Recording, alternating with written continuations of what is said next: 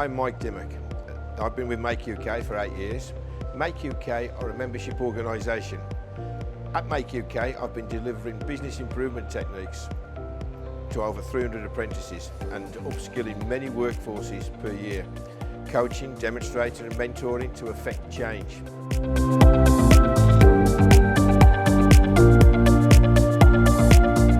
I'm proud to have received such a prestigious award as the Manufacturing Top 100. This gives recognition to engineers and manufacturing people throughout the world. Hopefully this award will help people understand that change, hopefully improvement, especially when correctly applied with ambition, drive and respect for fellow engineers and colleagues, can make significant differences to their method of operation and the world in terms of operations.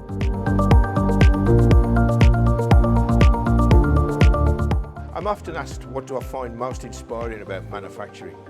Difficult question to answer, but I found the career for me while starting out in manufacturing and serving as an indentured apprentice. This led to many different roles and positions in various companies.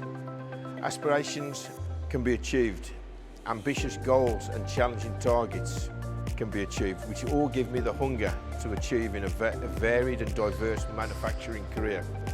In particular, coaching, mentoring and training stakeholders to achieve such aspirations is especially rewarding. Seeing the taught become the trainer, or more specifically, the apprentice become the master.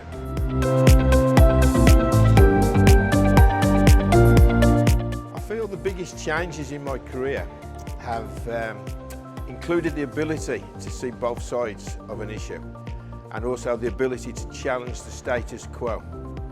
So what does that actually mean? It's quite bold statements. So if you consider a press tool setter who I come along and he's been doing the press tool setting for 20-25 years, and I come along and say to him, I need to change it. His comment to me, well, why should I bother changing? For 25 years it's been done that way, so why change? With no change, it might be the best way. However, it might also be a way that's constricting our growth. Doesn't make it the best way because you've done it for so long.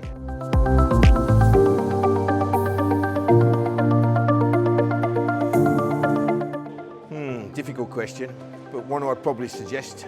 Creating a smart plan would be good. A smart plan that talks about specific, measurable, achievable, realistic, time-based. The purpose being to give a focus and actions to deliver one's ambitions. Without a plan, young people drift, so they need a plan. But bear in mind that a plan is just a moment in time, so they need to remain agile and proactive. With time always being of the essence, especially in your career.